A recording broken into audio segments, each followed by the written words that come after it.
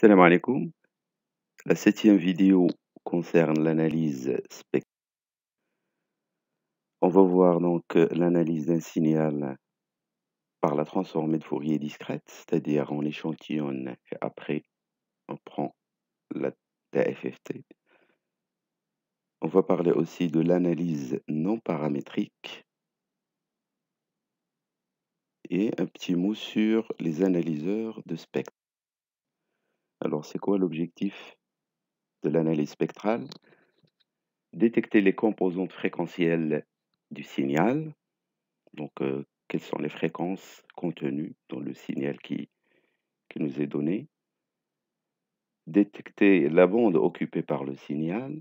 Est-ce que c'est un signal qui occupe une BF ou une HF ou une bande centrale ou bien est-ce qu'elle rejette une bande? Détecter les bandes dominantes du spectre aussi. Plusieurs types de signaux. Donc, c'est un petit récapitulatif sur les classes de signaux. Donc là, on a un signal périodique et une salve, donc une tranche d'un signal périodique. Là, on a un bruit, signal aléatoire.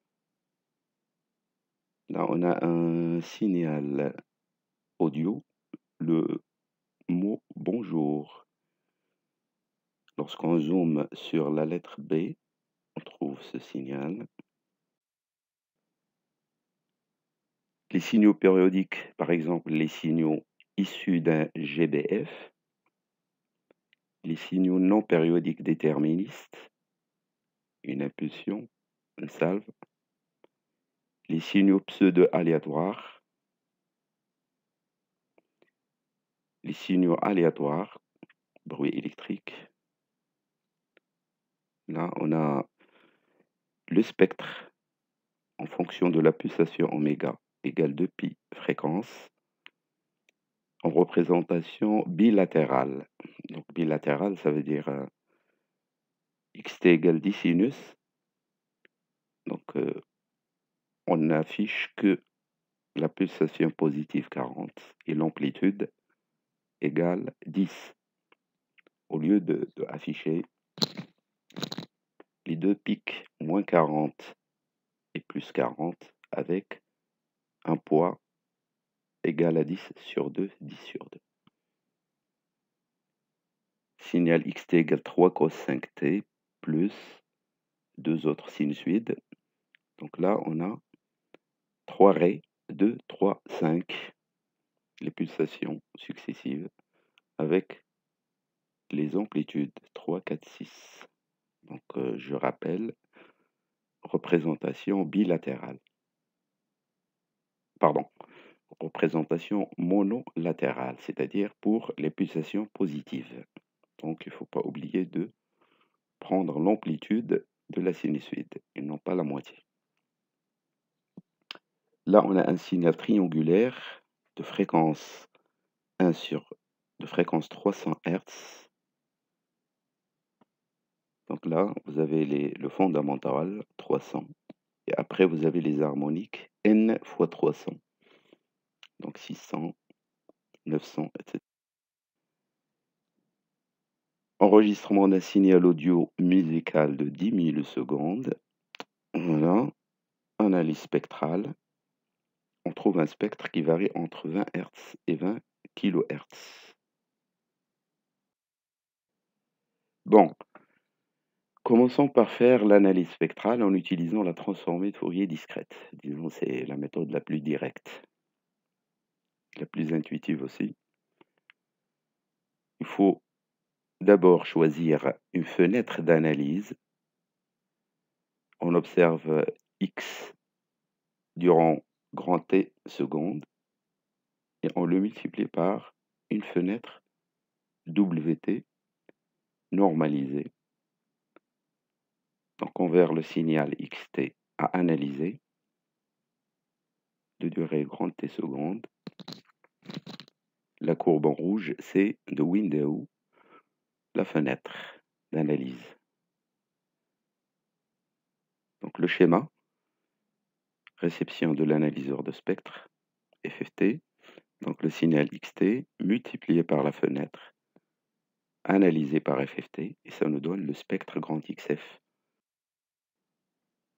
Les fenêtres usuelles, fenêtre rectangulaire qui est constante égale à 1, entre 0 et 1, donc on a normalisé par rapport au nombre total de points, donc petit n sur grand N. Donc la fenêtre rectangulaire, en fait, c'est une multiplication par 1, tout simplement. Il y a la fenêtre de Hahn, qui est large, donc c'est toujours entre 0 et 1 dans l'échelle du temps. L'amplitude maximale, c'est toujours 1. On essaie toujours d'avoir une fenêtre telle que l'intégrale de moins l'infini à plus l'infini du carré égale 1. Ça veut dire l'énergie totale égale 1, pour que l'effet du produit n'affecte pas beaucoup l'énergie du signal original à analyser. La fenêtre de Hamming, donc elle est large, avec une petite discontinuité au bord, basse fréquence, haute fréquence. La fenêtre de Blackman, elle est plus étroite que les 3 autres fenêtres. Les expressions mathématiques, donc W rectangulaire égale 1. W Han, c'est 0,5 1 moins cos de pi petit n sur grand N, fenêtre en cosinus. W Hamming, 0,54 moins 0,46 cos de pi petit n sur grand N. W Blackman, 0,42 moins 0,5 cos plus 0,08 cos 4 pi. Alors, une analyse spectrale doit respecter le compromis entre une bonne définition spectrale, ça veut dire que le spectre doit être étroit. Si par exemple on analyse une sinusoïde pure, il faut que le résultat nous donne un pic bien visible sur la fréquence du signal. Et il faut avoir un faible étalement spectral. Ça veut dire qu'il ne faut pas qu'il y ait des lobes secondaires autour de l'arrêt du signal XT. Donc la fenêtre doit être douce. L'usage courant, donc l'utilisation des fenêtres, dans quel cas on utilise les fenêtres et pour quelle nature de signaux.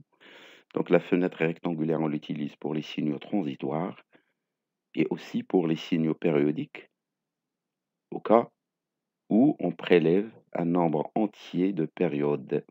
Ça veut dire la durée analysée est un multiple de la période du signal. La fenêtre de Hahn, on l'utilise pour les spectres arrêts très disjoints. Par exemple, lorsqu'on analyse une somme de 2 sinusoïdes, sinus t plus sinus 1000t. Donc là, vous avez oméga égale 1 et oméga égale 1000. Donc ils sont des pulsations très disjointes. Là, la fenêtre de Hahn est bonne. La fenêtre de Blackman, on l'utilise pour les spectres à raies proches et de faibles amplitudes. Des raies proches, par exemple, la somme de 2 sinusoïdes tels que sinus t et sinus 0,9t. Donc les deux pulsations 1 et 0,9 sont très proches. Alors quel est l'effet de la fenêtre sur l'analyse d'un signal? Donc le process, on commence par un signal de test, on prend une sinusoïde permanente avec un nombre entier de périodes. Et on applique les 4 fenêtres et on regarde ce que ça donne pour comparer. Alors voilà, on a une sinusoïde avec 10 périodes de durée 10 millisecondes. Donc la période c'est 1 milliseconde, fréquence 1 kHz. Voilà, donc en haut, la fenêtre rectangulaire, en bas, la fenêtre de Han, F égale 1 kg, T égale 1 milliseconde, 10 périodes. Alors, qu'est-ce que ça donne le spectre lorsqu'on prend la FFT? Donc, pour la fenêtre rectangulaire, on trouve 3 raies, 3 pics, donc 2 pics secondaires qui sont dus aux distorsions du GBF, le générateur basse fréquence. Donc, les distorsions sont dues à l'appareil qui nous livre la sinusoïde. Et on voit que le pic qui nous intéresse, il est bien étroit, il est bien net. Pour la fenêtre d'Anine, de Han, le pic fondamental est large. On voit toujours les 2 pics secondaires, 3 kg et à 5 kg. Et puis le pic fondamental à 1 kg. Alors la fenêtre de Hamming, pic étroit avec les 2 pics secondaires. Fenêtre de Blackman, un pic plus large, mais il détecte aussi les 2 pics secondaires.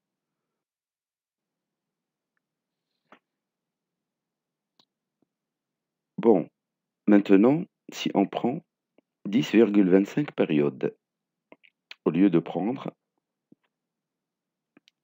10 périodes, donc 10,25 périodes, 10 périodes et un quart de période, avec une durée donc de 1 milliseconde, fréquence de 1 kHz. Donc la fenêtre rectangulaire nous donne un pic. Il masque les 2 pics ou les 2 raies secondaires. Il y a un étalage de spectre, c'est-à-dire l'amplitude n'est pas nulle en dehors du pic fondamental 1 kHz. Pour Han, on a des raies larges à la base, mais détecte les 2 pics. Hamming, spectre étalé et les raies secondaires masquées. Blackman, bon, les raies sont bien définies et le spectre est réduit. Donc il n'y a pas d'étalage. Donc à première vue, Blackman, c'est bon. Donc je rappelle, grand T égale 1 milliseconde, c'est la période. Et la durée d'observation, c'est 10,25 millisecondes. C'est un nombre non entier de périodes. Analysons les résultats. Donc lorsque le nombre de périodes est entier, sans effet de bord, les raies spectrales originales sont présentes pour les 4 fenêtres. Hamming, les raies les plus étroites. Blackman, les raies les plus larges. Lorsque le nombre de périodes est non entier, il y a un effet de bord. Han, raie large à la base. Hamming, raie étroite, mais masque 2 autres raies. Donc il y a un étalement spectral. Blackman, les raies étroites et bien définies. Alors, application. Détection d'un signal bruité. Donc on cherche à détecter, par exemple, une sinusoïde qui est noyée dans un parasite. Voilà, donc on a une observation entre 0 et 20 millisecondes. Donc ce signal a l'air d'être un signal périodique fortement bruité. Analyse temporelle. Donc on le regarde et on l'analyse dans le temps. La moyenne 0,045 DC direct current, donc la moyenne de X. Il suffit de faire la somme des échantillons et diviser par le nombre d'échantillons. La valeur efficace STD de X, c'est 1,42. période d'échantillonnage TE égale 20 microsecondes, la fréquence d'échantillonnage qui est l'inverse, 50 kHz, la durée du signal T égale 20 millisecondes.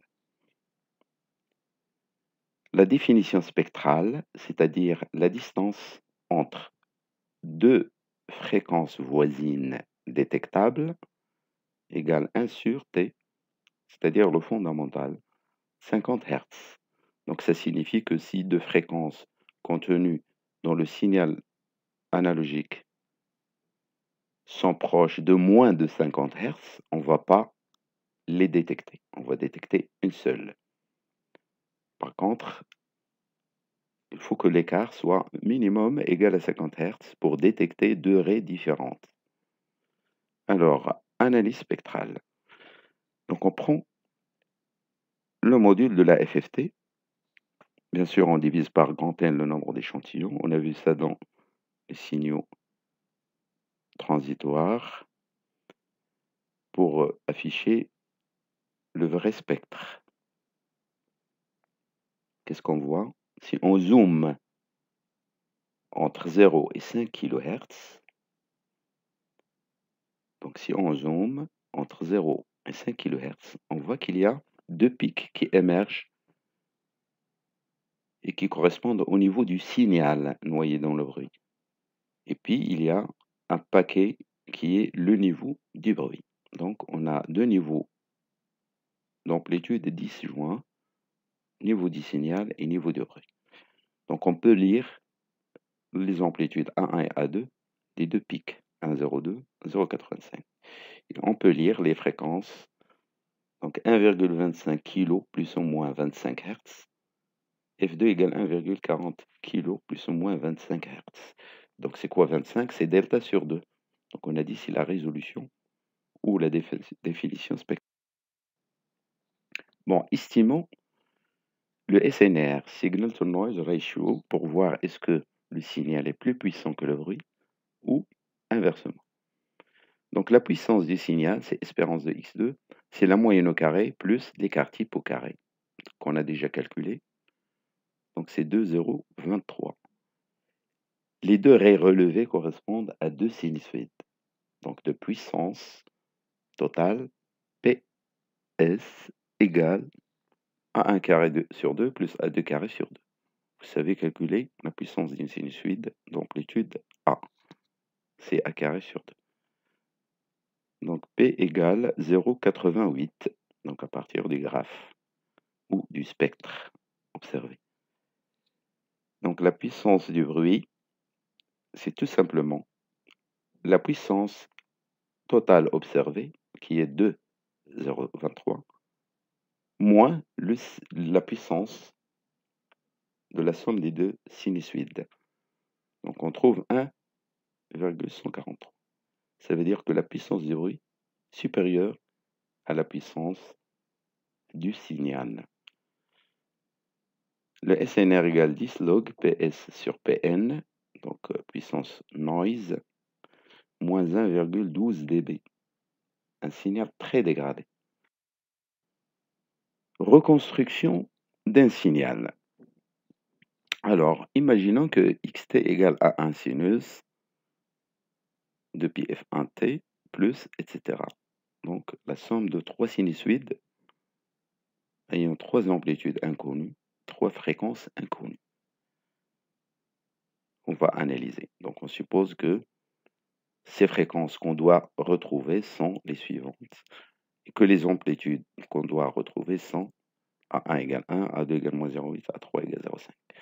Donc, essayons de faire une analyse spectrale pour trouver ces constantes. Donc, le signal original, il est à peu près entre 0 et 200 millisecondes. Xt égale somme de AK sinus de pi f4t plus alpha k. Donc, AK, les amplitudes, donc de 1 à 1, A2, A3. Et FK, F1, F2, F3. Alpha k, ce sont les phases, alpha 1, alpha 2, alpha 3, qui sont 0, 0, pi sur 4. Alors, reconstruire ce cette somme de 3 sinusoïdes à partir du signal x plus b, b étant un bruit. Et on donne le SNR égale 5 dB. Donc rapport du signal sur le bruit égale 5. Ça veut dire qu'on simule B de façon à avoir un SNR égale 5. Ça, on sait le faire. Donc on observe signal plus bruit, période d'échantillonnage 0,2 millisecondes, durée totale d'observation 210 millisecondes, le nombre d'échantillons, c'est la durée totale divisée par le pas d'échantillonnage, c'est 1050 échantillons. On va observer le spectre entre 0 et FE sur 2, qu'on note des fois Fn, ça veut dire fréquence de Nyquist ou de Shannon. Donc égale 2500 Hz, puisqu'on connaît TE, on connaît FE. Alors delta égale l'inverse de 210, on trouve 476 Hz.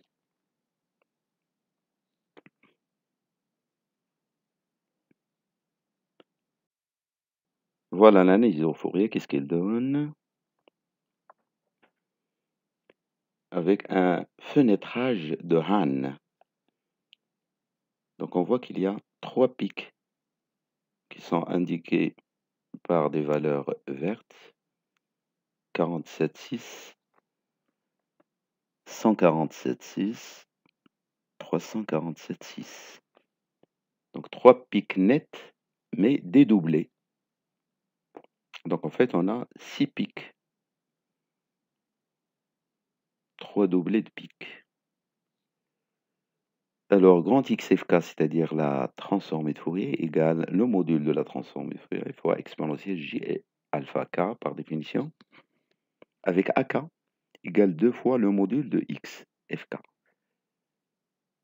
Parce qu'on a, donc, il ne faut pas oublier que c'est monolatéral. C'est pour ça qu'on a le 2. Donc, module de XFK égale AK sur 2. Alors, on note les valeurs de AK à partir du spectre, de l'analyseur du spectre.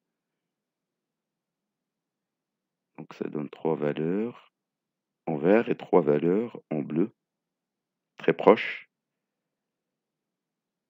Et puis, puisque l'algorithme qui calcule la transformée de Fourier, il nous fournit un nombre complexe, XF, donc on lit les alpha K.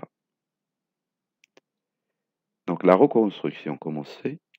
Il suffit d'écrire xt égale sigma de AK sinus de pi fk t plus alpha K. Donc signal reconstruit et signal original. Donc on voit bien que les allures sont approximativement les mêmes, mais on a ciré au lieu de 3. Donc on a l'allure de l'original, mais il y a 3 raies de plus. Donc pour améliorer l'usage de cette fenêtre qu'on a utilisée, il faut modifier delta. Donc il faut augmenter la durée d'observation. Donc disons cette analyse n'est pas satisfaisante. Analyse spectrale détaillée. On observe un signal donc analogique permanent, t égale 0,03 secondes. Donc on l'observe sur 0,03 secondes, la durée d'observation. On va analyser xt avec un convertisseur analogique numérique 8 bits qui travaille sur une plage entre moins 2 volts et plus 2 volts. Voilà donc notre observation. Donc on observe entre 0 et 0,03 secondes ce signal. Donc ça a la forme d'un signal périodique. Donc approximativement, première vue, xt est une sinusoïde. Point d'intégration. Avec une amplitude à peu près 1 6 volts et une période à peu près 3,5 millisecondes. Donc ça, c'est une analyse visuelle. Alors, observation plus large. Donc, au lieu d'observer sur 0,03 secondes, on va observer sur 2 secondes. Voilà, là, l'allure, ça change. Donc, ça ressemble à un signal modulé en amplitude, c'est-à-dire à une fréquence, à une sinusoïde de fréquence basse multipliée par une sinusoïde de fréquence haute. C'est une modulation d'amplitude. Donc, si on utilise les règles de trigonométrie, sinus A fois sinus B, ça, on peut toujours l'écrire sous la forme la somme sinus A' plus sinus B', avec des amplitudes différentes. Donc, en fait, c'est une somme de sinusoïdes. Un battement, modulation d'amplitude, de période TB égale à peu près 0,45 secondes. Donc, TB, c'est la durée entre deux crêtes successives. Ou, enfin, il faut regarder l'enveloppe du signal. Xt est la somme d'au moins deux sinusoïdes de fréquences très proches. Alors, F1 égale 1 sur T0, 285 Hz. F2 égale F1 plus ou moins FB, égale à peu près 285 plus ou moins 2,2 Hz. Donc FB, c'est la basse fréquence, et F1, c'est la haute fréquence. Donc lorsqu'on multiplie des sinusoïdes ayant ces deux fréquences, ça donne ce genre de courbe. Alors, acquisition de ce signal. On choisit FE égale 5 kHz en respectant Shannon. Donc, c'est largement supérieur à 2F1 et à 2F1 plus 2FB. TE égale 0,2 millisecondes. Delta, c'est 0,5 Hz. Donc, FE sur grand N. T égale 1 sur delta égale 2 secondes. Donc, la durée d'observation. N égale T sur TE égale 10 000 échantillons. Alors, l'acquisition, elle est là. L'échantillonnage. Donc, analysons par FFT ce signal qu'on a acquis par le convertisseur analogique numérique. Bon, on regarde 10 000 échantillons pour utiliser la FFT. Il faut de préférence calculer la FFT d'ordre grand N avec N une puissance de 2. Donc, quelle est la puissance de 2? La plus proche de 10 000, c'est 2 à la puissance 14. Donc, égale à 16 384. Parce que 2 à la puissance 13, ça donne 8000 et quelques. Donc, on prend la puissance de 2, la plus proche et supérieure. Donc, le reste, on complète par des zéros. Donc, les 10 000 échantillons correspondent aux échantillons de X. Et le reste, on met des zéros. C'est ce qu'on appelle le zéro padding, pour que le calcul de la FFT soit optimal. FE égale 5 kg, la résolution delta égale 0,305 Hz, justement parce qu'on a changé le nombre grand N. Donc FE sur N change, donc delta change, la résolution fréquentielle. Alors, qu'est-ce qu'on observe lorsqu'on utilise une fenêtre rectangulaire? Un pic autour de la fréquence 270 Hz. La seconde raie est masquée par étalement spectral. Donc, il y a un bruit d'étalement spectral très important. Donc, on peut dire qu'on ne détecte qu'un seul pic à 270 Hz. Pour atténuer l'effet de bord, on utilise Blackman. Donc, il faut multiplier le signal par la fenêtre WB. Alors, lorsqu'on fait un affichage normal, on voit un seul pic, un bruit d'étalement fortement atténué par rapport à la fenêtre rectangulaire. Lorsqu'on zoome entre 250 et 350, on découvre 3 pics d'amplitude module de x1, module de x2, module de x3, en dB. On a estimé les amplitudes et les fréquences. On peut aussi mesurer les distorsions harmoniques qui sont dues à un système. Donc un système reçoit une sinusoïde pure de fréquence f, et à la sortie, au lieu de donner une sinusoïde de même fréquence, il génère d'autres fréquences secondaires, c'est-à-dire des harmoniques, 2F, 3F, etc. Donc l'analyse spectrale permet de détecter les distorsions harmoniques d'un système. On définit ce qu'on appelle le taux de distorsion harmonique, TDH, de cette façon. Donc on fait la somme des carrés de tous les harmoniques, on prend la racine et on divise par la même chose, mais en additionnant le carré du fondamental. Une autre définition du taux de distorsion harmonique, c'est la somme des amplitudes au carré de tous les harmoniques divisé par le fondamental. Application, analyse des réseaux électriques de distribution. Donc ça aussi c'est une autre application. Donc là vous avez une sinusoïde qui est fournie par une centrale électrique. Elle est pure, tension sinusoïdale. En se propageant sur la ligne, elle est déformée avec une charge non linéaire à la réception. Donc, en faisant une analyse spectrale du signal reçu, on peut détecter les distorsions dues au réseau. Il y a aussi une autre application de l'analyse spectrale, la mesure de la distorsion d'intermodulation. Donc vous avez un système qui n'est pas linéaire. Par exemple, un modulateur qui effectue une multiplication, qui est une opération non linéaire.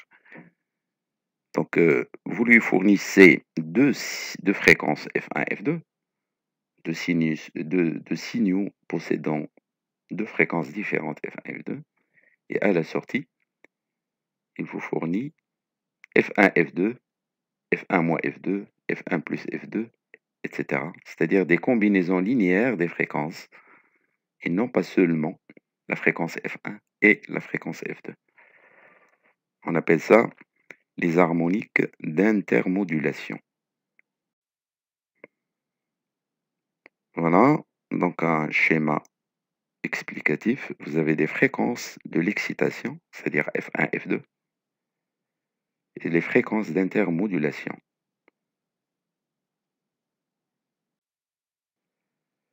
Alors, l'analyse spectrale non paramétrique, c'est une analyse qui ne prend pas directement la TFD. Donc, on prend la fonction de corrélation. Après, on prend la transformée de Fourier, ce qui nous donne la densité spectrale. Et puis, on estime la DSP. La fonction de corrélation. Vous avez un signal échantillonné XKTE, signal aléatoire, stationnaire et ergodique. Donc non paramétrique, ça veut dire qu'on ne prend pas directement la transformée, lorsqu'on suppose que le signal reçu est aléatoire. Aléatoire, stationnaire et ergodique. Stationnaire, ça veut dire que XK ne dépend pas du temps, K.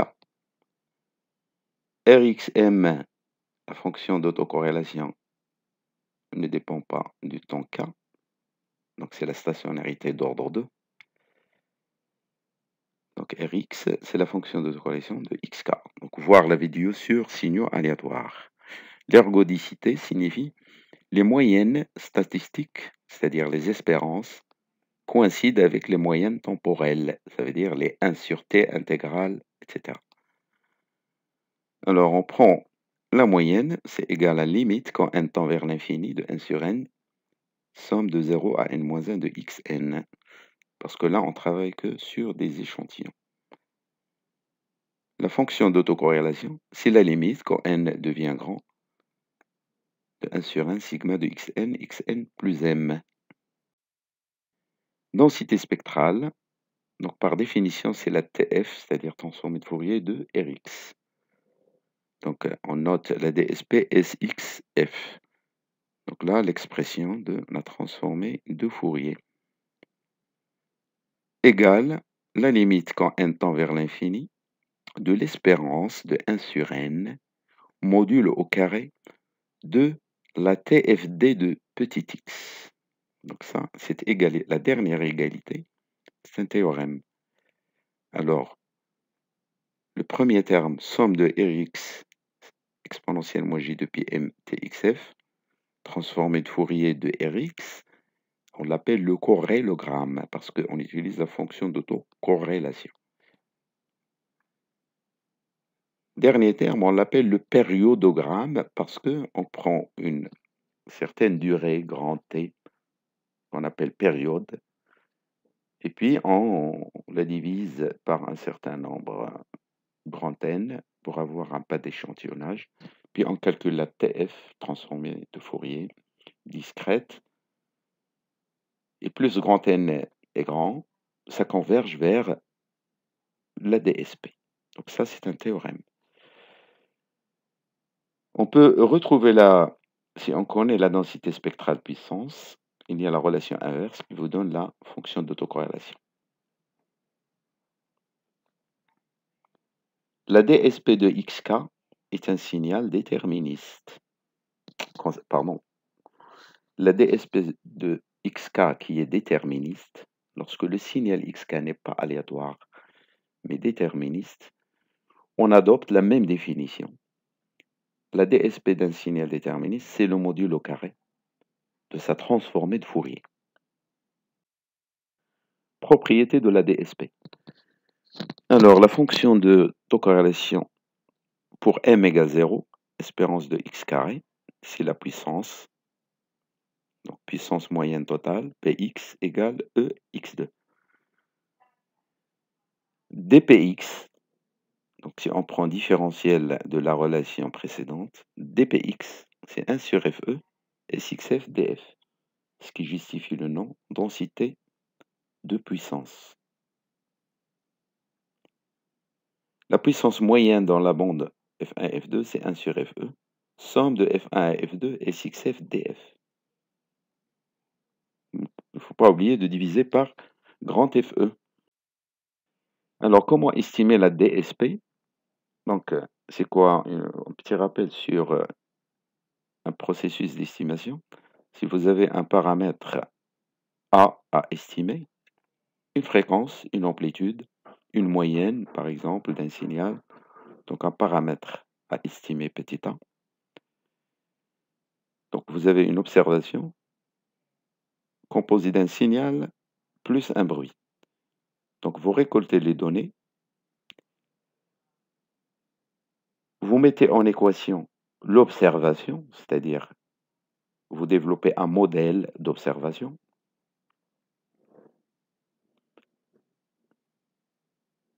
Donc, vous fixez un critère, c'est-à-dire minimiser un coût, risque. Donc, dans le modèle, par exemple, vous dites signal plus bruit, ou bien signal fois bruit, etc. Avec le bruit, vous cherchez des paramètres, vous estimez la moyenne du bruit et l'écart type du bruit. Donc, ce sont des paramètres du modèle. L'écart type et la moyenne du bruit sont des paramètres du modèle. Donc, le critère, minimisation d'un coût, par exemple l'erreur quadratique moyenne.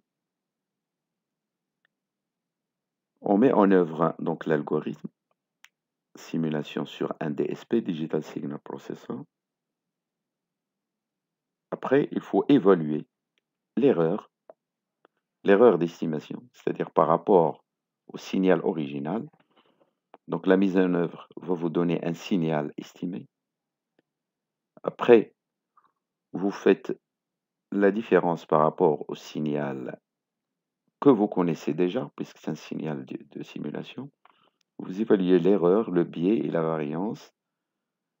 Et puis vous faites une modification, un retour rectificatif pour améliorer l'estimateur.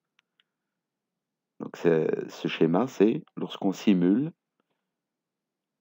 un estimateur en utilisant des modèles et des critères qu'on a choisis. Alors comment évaluer la qualité d'un estimateur? Donc l'erreur, c'est A chapeau moins 1, c'est-à-dire le paramètre estimé moins le paramètre réel, ça s'appelle l'erreur d'estimation. C'est une variable aléatoire. Le biais, c'est la moyenne de l'erreur. La variance, c'est la puissance de l'erreur. Il faut donc, il faut utiliser un estimateur, viser plutôt un estimateur ou développer un estimateur avec des B et V les plus faibles possibles. Alors, qu'est-ce qu'on appelle estimateur consistant? C'est lorsque la limite de la valeur estimée tend vers A lorsque le nombre d'échantillons augmente.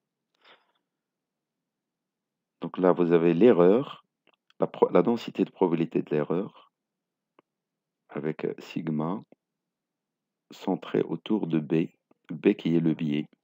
Donc il faut avoir un sigma très faible et B aussi très faible.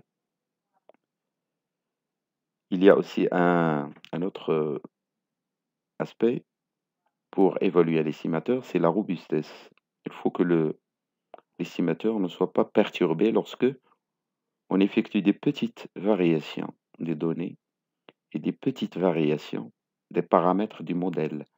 Par exemple, sigma et du bruit d'entrée ou moyenne du bruit d'entrée. Alors, estimation de la DSP par périodogramme. Donc c'est 1 sur n, modulo carré de la transformée de Fourier de xn. xt est tronqué, puisque on prend grand N échantillon. Résolution FE sur n. Donc la résolution dépend de FE et de n.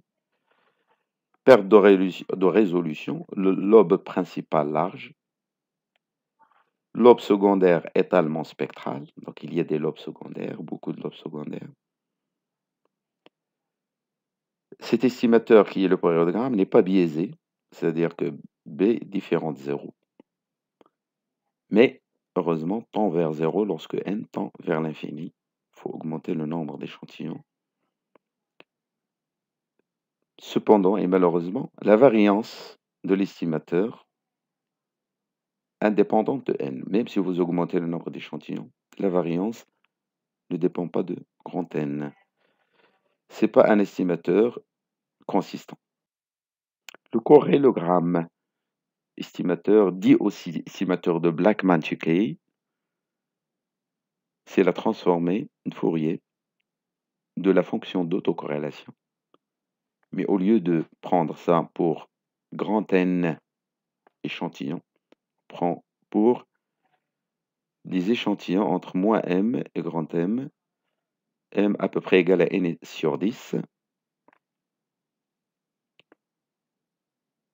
Voilà l'expression de l'estimateur de Blackman-Tukey, corrélogramme. Donc ce premier estimateur est biaisé.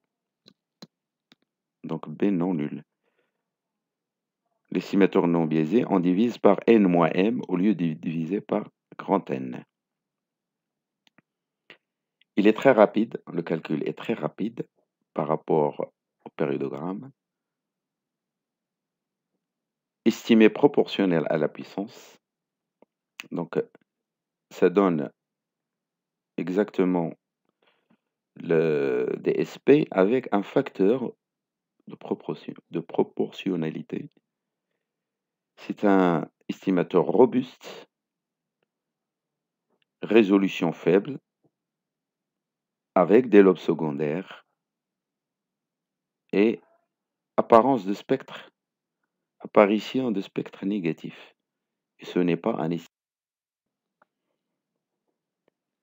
Bon, fenêtrage.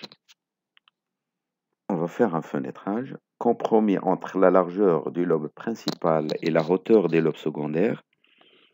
C'est un dilemme entre le biais et la variance. Donc avant d'utiliser ces algorithmes parallélogramme-corrélogramme, on utilise un fenêtrage. Donc il y a un compromis à réaliser, un dilemme entre biais et variance. Là, vous voyez les premières colonnes, type de fenêtre, la forme des fenêtres temporelles et les équations correspondantes, équations mathématiques, l'allure du spectre des fenêtres, puis vous avez l'amplitude de premier lobe secondaire par rapport au lobe central en dB, largeur du lobe central, largeur équivalente au bruit, pente d'atténuation des lobes secondaires, c'est-à-dire comment on passe du lobe principal au lobe secondaire. Est-ce que c'est lent ou bien rapide? Alors, quelques mots sur les analyseurs de spectre. Donc en fait, c'est un analyseur de spectre, c'est un récepteur radio, fréquence. Vous avez une entrée, il y a à l'entrée un mélangeur avec un oscillateur local, puis un filtre FI, fréquence intermédiaire, passe-bande autour d'une fréquence FI. Vous avez un détecteur de crête, détecteur d'enveloppe, et vous avez un dispositif d'affichage qui affiche les raies. Et puis il y a un générateur de rampe dans de scie qui est synchronisé avec l'oscillateur local et la structure interne d'un analyseur radiofréquence ou analyseur de spectre.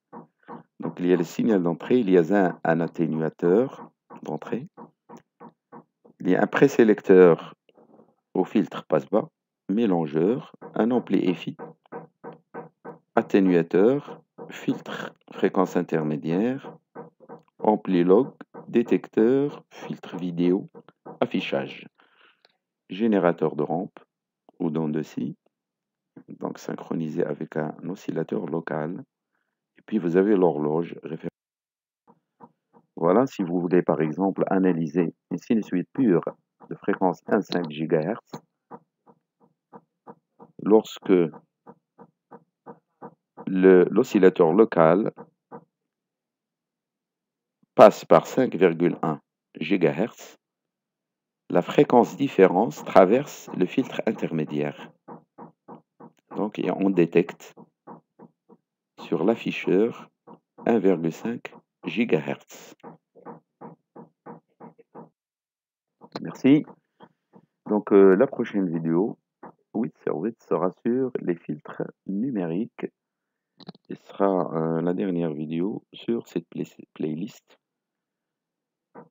La deuxième playlist, je vais la consacrer aux exercices sur les traitements de signal qu'on a vus dans les 8 vidéos. Alors voilà quelques références bibliographiques.